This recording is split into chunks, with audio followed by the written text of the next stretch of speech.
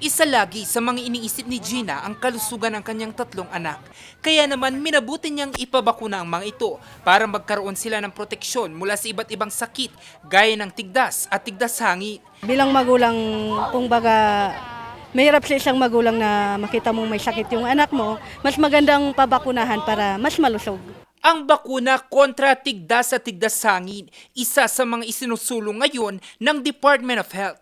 Katunayan, isinasagawa ngayon ang nationwide non-selective measles rubella supplemental immunization. Sinimulan ito sa BARM at Mindanao.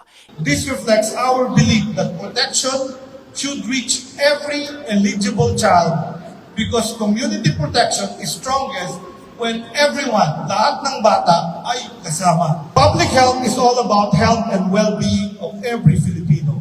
It is also about every child who deserves to grow healthy, every parent who deserves peace of mind, and every community that deserves protection.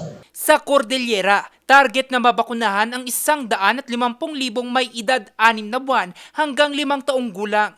Ayon sa DOH, ang measles rubella isang seryosong sakit na kapag hindi naagapan, maaaring mauwi sa komplikasyon at pagkasawi ng pasyente. Vaccination saves lives. Matagal na pong ginagamit. 1960s pa, nagbabakuna na tayo sa tigdas. Hindi po ito bagong bakuna.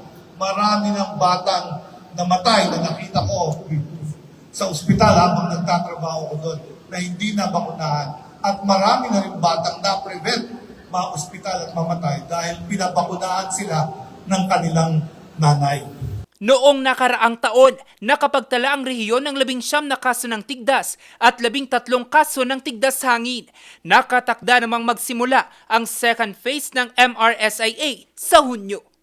Jose Robert Inventor, RNG News.